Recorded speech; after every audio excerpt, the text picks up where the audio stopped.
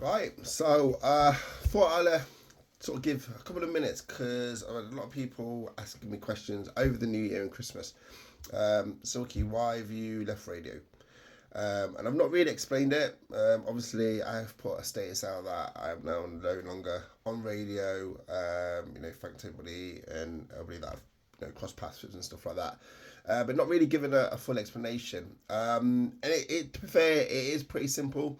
And it's something that people in life, it happens and it changes. So time, struggling to actually do a full show every week, especially live shows. Like I prefer to do live shows. I really struggle to do pre-records, and it's not that I can't. I just feel that the energy that you lose from doing an actual live show, being in a studio to then being at home doing a live show, I just think it's just totally different. And as well as that, music changing a lot. I preferred my show, and if I do a radio show, I want it to be a new music show. I want to promote new music from the UK and around the world. And I think it's easy to do a show and just do a mix of what you will normally play, but what's the point? You can go out to hear that. You can hear people's mixes. It doesn't make your show different, and that's my whole purpose of radio since I've started, is to play brand new music and get people excited. The music that's coming out though hit me with the point of there's not a lot of good music.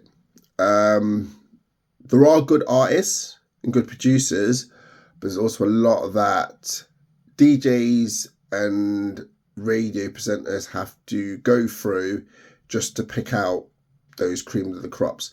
And that's what I felt was a bit of a problem. I also felt it was hindering my DJ sets. I buy a lot of music. I'll listen to tons every week.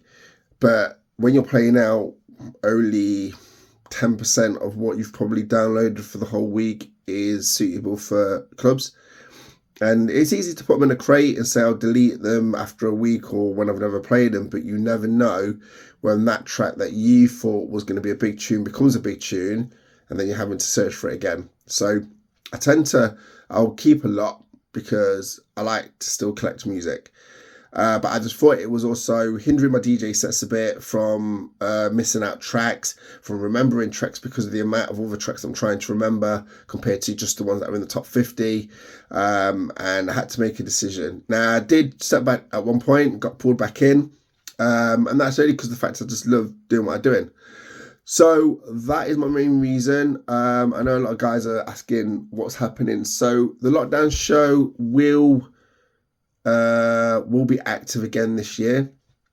I am looking at a different platform and a way of doing it just so I can still present a show to you, which is going to be consistent, because that was the big thing, consistency. I felt bad hearing a show played over twice because I couldn't actually get a show done. And I know a lot of people may go, I'm not bothered about it, but for you or myself as a DJ, a host, a presenter, I just felt that's just really bad practice. So that was also another issue. But yes, so I am looking at doing it. I may go back to streaming again because I think streaming was pretty fun. I had a lot of interactions. As well as that, I can put the stream on my Mixcloud as well for you guys to listen to as a regular show. So that is my reason why. Thanks for listening. I know it's a bit, and I've waffled on quite a bit regarding this, but a lot of people have asked that question, and that is my answer. So again, thank you for everybody that's listened over the 16 years of being on Kemet, and also prior as well, obviously with the other radio stations that I've been on. But I will return. But as I said, I want consistency. I want also a structure to the show as well, because I just felt that I lost its way a little bit on going there. So yeah, right, keep liking, subscribing, and keep following me. I'll be always busy. You'll always see content. I've got more interviews for this year as well coming up with a lot of old school artists, so that's the good thing. You take it easy.